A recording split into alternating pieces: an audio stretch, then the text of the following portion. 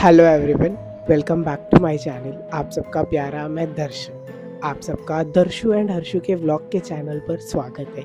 I know that ये video बहुत ही interesting and बहुत ही अलग होने वाला है मेरे चैनल पर, क्योंकि आप हमेशा मेरे चैनल पर व्लॉग के अलावा कुछ देखते नहीं हो। बट मैं आज आप लोगों के साथ एक मेरी ऐसी रियल स्टोरी शेयर करने वाला हूँ, जो रियल स्टोरी मेरे साथ हैपन हुई है। पता नहीं, बट ये रियल स्टोरी आज भी मेरे लिए एक अंदर से एक नया सवाल है कि what I am doing and what this is a right और इनक्रेडिबल। पता नहीं, बट इस स्टोरी से आप भी अपने लाइफ में कुछ ना कुछ तो रिलेट कर ही पाओगे। तो दिस इज़ द स्टोरी, मतलब ये रियली घोस्ट की स्टोरी है। तो आप सबको मैं पहले ही डिस्क्लेमर दे देता हूँ, अगर आपको डर लगता है तो प्लीज़ आप ये वीडियो स्किप कर सकते हो। प्लीज़ आप ये वीडियो आगे मत देखना अगर आपको डर लगता है, और डर नहीं लगता होगा तो प्लीज़ ये वीडियो लास्ट तक देखना, फिर आपको भी पता चल जाएगा ghost is real in my life. तो फर्स्ट स्टोरी मैं आप सबके साथ शेयर करता हूँ। This is my first story. मैं 10th में था एंड 10th में मेरे प्री बोर्ड्स चल रहे थे। जो प्री एग्ज़ाम्स होते हैं ना बोर्ड एग्ज़ाम से पहले, वो प्री बोर्ड्स चल रहे थे। एंड उस प्री बोर्ड्स के टाइमिंग में मुझे पहले से ही आदत थी, I am the third topper of my class. मुझे स्टार्टिंग से एक आदत थी कि मॉर्निंग में सुबह उठकर पढ़ना, जो मुझे लाइफ में बहुत ही पसंद है। मैं आज भी ना, मतलब जब भी कोई एग्ज़ाम हो ना, उसके लिए प्रिपेयर करना हो तो रोज़ सुबह उठ कर पढ़ता हूँ। तो मुझे ना, मैं स्टडी के लिए ना कोई भी ये नहीं हूँ, तो मैं कभी भी उठ जाता हूँ। तो लगभग 3 बजे थे सुबह के, एंड मैं डायरेक्टली मॉर्निंग में उठ चुका था सुबह 3 बजे। मुझे कभी डर नहीं लगता कि कभी भी पढ़ने के लिए उठ जाऊँ। नींद पे कोई एकाग्रित नहीं हूँ मैं कि कभी भी मैं पढ़ने के लिए उठ सकता हूँ। मैं सुबह 3 बजे उठ गया। एंड मैंने 1-2 अलार्म नहीं, ऐसे मैंने 7-8 अलार्म्स लगाए होंगे। एंड उस टाइम पर मम्मी पापा एंड हर्षु वो सब मेरे साथ नहीं थे। वो सब लोग मेरी बुआ के बेटे की शादी में गए थे। एंड लिटरली मैं घर पर था, क्योंकि मेरे pre board exams going on थे।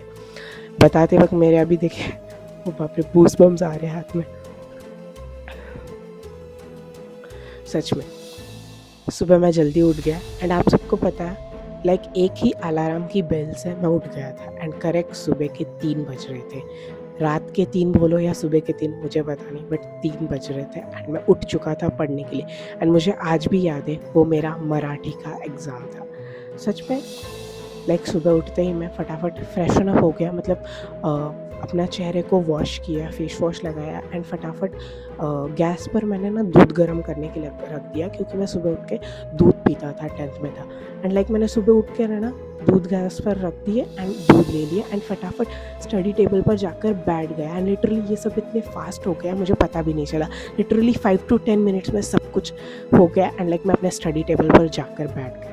मेरा स्टडी टेबल एकदम खिड़की के सामने सामने विंडो है, और विंडो के सामने ही मेरा स्टडी टेबल है, क्योंकि मुझे फ्रेश हवा आनी चाहिए, इसलिए मैंने वहाँ पर स्टडी टेबल रखा था। एंड सच में जो हमारा फ्लैट है उसी के बाजू के बाउंड्री है, और उसके बाजू में एक घर है जहाँ पर एक आंटी ने या एक औरत ने फांसी ली थी। And literally it's a real, it's not a fake. वहाँ पर एक औरत ने फांसी ली थी। चलो ये सब ठीक है, मैं अपनी चेयर पर बैठा। एंड बैठते ही मैंने पढ़ना शुरू कर दिया, क्योंकि मराठी का एग्ज़ाम था। पढ़ना शुरू जैसे किया, 2-3 मिनट बाद फर्स्ट मुझे रिंग का आवाज़ आया, कोई फ़ोन पर बात कर रहा है ऐसे।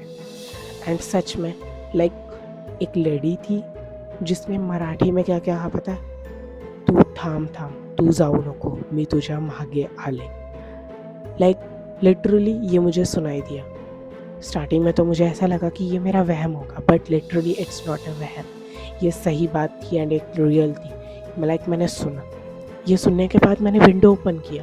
विंडो ओपन करने के बाद देखा तो नीचे कोई भी नहीं था, कोई भी नहीं। एंड हम फर्स्ट फ्लोर पर हमारा फ्लैट था, इसलिए नीचे आप कुछ भी बोलो पार्किंग में, वो सीधा ऊपर सुनाई देता है।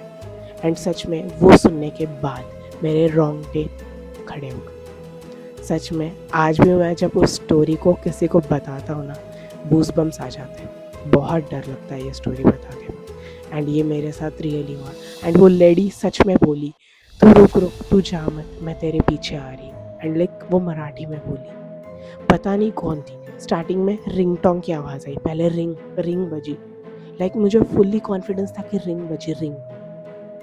फ़ोन की रिंग थी, किसकी रिंग थी पता नहीं, बट रिंग बज रही थी। एंड रिंग बजने के बाद वो लेडी मराठी में बोली, "तू थांब थांब, तू जाऊ नको, मी तुझ्या मागे आले." आज भी ये सुनता हूँ ना, सच में कान फट जाता है, बहुत ही डर लगता है।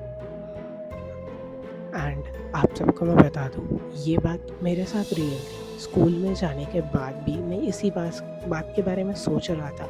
सच में वहाँ पर कोई था। मैं स्कूल में एग्ज़ाम देने के बाद घर आया, एंड घर आने के बाद मेरे जो बाजू की आंटी, मैंने उनको भी पूछा, क्या सच में वो कुछ सही था? मतलब घर पर कोई नहीं था, एंड मैंने मम्मी पापा को कॉल कर कर ये बात नहीं बताई थी, क्योंकि अगर मैंने उनको ये बात बता देता तो वो वहाँ पर शादी इवेंट में एंजॉय नहीं कर पाते। तो कुछ ऐसी थी मेरी first story. I am starting my second story, जो मेरे नाना जी गुज़र गए थे तब की है ये स्टोरी। शाम के 9 साढ़े 9 बज गए। मेरे नाना जी की तबीयत सडनली बहुत ही ख़राब हो गई, बहुत ही ख़राब। मतलब पहले से उनकी तबीयत बहुत ख़राब थी, बट कुछ दिनों से उनकी थी तबीयत ख़राब, बट 9 साढ़े 9 बजे बहुत ही तबीयत ख़राब हो गई थी उस मोमेंट तक। फिर रात के 11 बजे वहाँ से कॉल आता है कि नाना जी अब नहीं रहे। ये सब सुनने के बाद मम्मी तो बहुत रोने लगी। मम्मी अपना रोना तो कंट्रोल ही नहीं कर पा रही थी। एंड उसी मोमेंट पर हम लोग फिर गाँव निकल चुके नाना जी के पास। सच में जब हम रास्ते से जा रहे थे, कुछ रास्ते होते हैं ना कि मतलब रात को ट्रैवलिंग नहीं करना चाहिए, ये बहुत सुना है मैंने। और कुछ रोड्स या रास्ते वैसे होते हैं कि उन रास्तों से और रोड से ट्रैवल नहीं करना चाहिए। आप सबको मैं बता दूँ, हम लोग संभाजी नगर पहुँचे, वहाँ से जालना, जालना से आगे था। हम लोग एक ऐसी सिचुएशन क्रिएट होने लग गई। रात में सब कुछ ठीक चल रहा था, सामने पापा बैठे थे, पापा के साइड में मम्मी बैठी थी, एंड मैं पीछे वाले सीट पे बैठा था। एंड तब हर्षु नहीं थी, हम तीनों ही थे। हम तीनों निकल चुके थे वहाँ गाँव जाने के लिए। एंड आप सबको मैं बता दूँ, जब हम लोगों ने जालना क्रॉस किया, उसके बाद पता नहीं ऐसा कौन सा रोड या रास्ता शुरू हो गया कि वो रास्ता या रोड ख़त्म ही नहीं हो रहा था, ख़त्म ही नहीं हो रहा था। ऐसा कैसा रास्ता था कि हम उस रास्ते पर घूम फिर कर आ रहे थे। एक नेम प्लेट होती है ना नाम की, कि वहाँ से वो पता चलता है कि 4 किलोमीटर इज सुल्तानपुर। उस गांव में हमें जाना था, एंड वहाँ पर लिखा है 4 किलोमीटर सुल्तानपुर। एंड लिटरली हम उसी फेज़ में घूम रहे थे बार बार। एंड वो नेम प्लेट हमें बार बार दिखाई दे रही थी। ये चीज़ सबसे पहले मेरे मम्मी ने नोटिस की। एंड उसके बाद सडनली मेरी नींद खुल गई। एंड नींद खुलने के बाद मुझे भी वही रियलाइज़ हुआ कि हम बार बार उसी जगह पर आ रहे हैं। यहाँ तक सब कुछ ठीक चल रहा था, वो रास्ता जैसे तैसे कर कट गया। सामने फिर एक बरगद का पेड़ आया, and same situation created again and again. वो रास्ता हम लोगों से कट ही नहीं रहा था, हम बार बार घूमकर उसी बरगद के पेड़ के पास आ रहे थे। एंड तब हमें रियलाइज़ हुआ कि वहाँ पर हमें लग चुका था चकवा। मराठी में इट्स अ रियल, कि चकवा लग जाना मतलब तुम लोग एक ही जगह पर रियल बार बार उसी जगह पर आना, मतलब आप लोगों को लग चुका था चकवा। बाप रे, गूज़बम्स आ रहे हैं। चकवा लग चुका था। एंड उसी मोमेंट पर कुछ समझ नहीं आ रहा था कि क्या चल रहा है हम लोगों के साथ। पापा गाड़ी बस ड्राइव करे जा रहे थे। हम लोगों को समझ चुका था कि बार बार वो बरगद का पेड़ आना it's not a fake, it's a real. इतना सब कुछ ठीक जाने के बाद एक ब्लैक कलर की बिल्ली हमारे गाड़ी के आगे से गई, और हमारे गाड़ी से वो आगे जाने के बाद थोड़े ही मोमेंट बाद मेरे मम्मी को एंड मुझे एक वाइट साड़ी पहनी हुई औरत रोड क्रॉस करते वक्त दिखी। उस मोमेंट पर क्या बोले समझ नहीं आ रहा था। Me and my mom telling to my dad कि पापा आप गाड़ी रोको, वो लेडी रोड क्रॉस कर रही है, उसको क्रॉस कर लेने दो, फिर हम लोग गाड़ी चलाएं।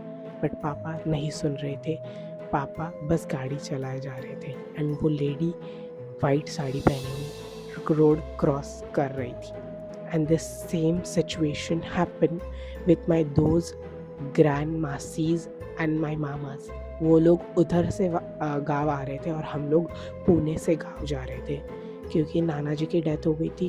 वो लोग उधर से आए और हम लोग उधर से। बट द सेम सिचुएशन जो हम लोगों के साथ हुआ ना, वो सेम एज़ मेरे मामा मासी के साथ भी हुआ। एंड लाइक वो दूसरे रास्ते से आ रहे थे, हम लोग दूसरे रास्ते से जा रहे थे, एंड वो वाइट साड़ी वाली औरत हम लोगों को दिखी।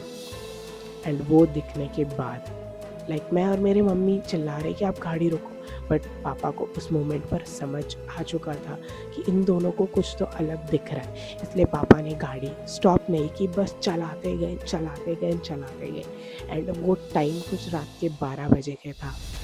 एंड सच में रात के 12 बजे के बाद हमें ट्रैवल नहीं करना चाहिए।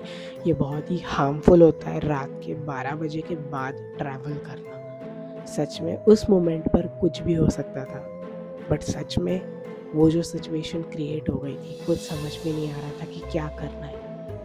बस पापा गाड़ी चला रहे थे एंड वो लेडी दिखने के बाद मुझे नींद लग गई। एंड मम्मी पापा भी लाइक हम लोग रात के 3 बजे तक गांव पहुंच चुके थे। एंड ये सारी सिचुएशन क्रिएट होने के बाद मैंने उनको बताया, मेरी मासी मामा उनको बताया, एंड उन लोगों ने सेम मुझे क्या बोला, ये रियल, ये तो हमारे साथ भी हुआ।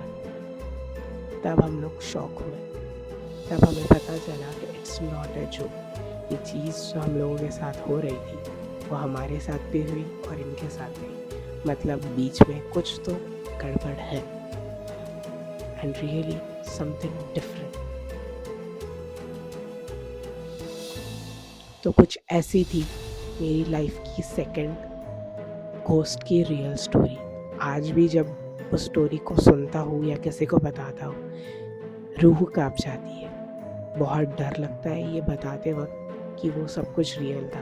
एंड सच में अपने आंखों से जब देखो और वो चीज़ एक्सप्लेन करो ना, बहुत डर लगता है। तो कुछ ऐसी थी मेरी लाइफ की 2 रियल स्टोरी। मुझे आज भी इन स्टोरी के बारे में जब सोचता हूँ, सच में नींद नहीं आती, रात भर मैं जाग जाता हूँ। एंड कुछ ऐसी थी मेरी लाइफ की 2 रियल स्टोरीज़। अगर आपको ये वीडियो अच्छा लगा होगा तो please like, share and subscribe कीजिए। मिलते हैं नेक्स्ट वीडियो में, तब तक के लिए बाय। एंड अगर आपको मेरे चैनल पर ऐसे ही रियल घोस्ट की स्टोरी सुननी है, then don't forget to subscribe and please hit that bell icon अगर आपको हर एक नोटिफिकेशन मिले। मिलते हैं नेक्स्ट वीडियो में, तब तक के लिए बाय।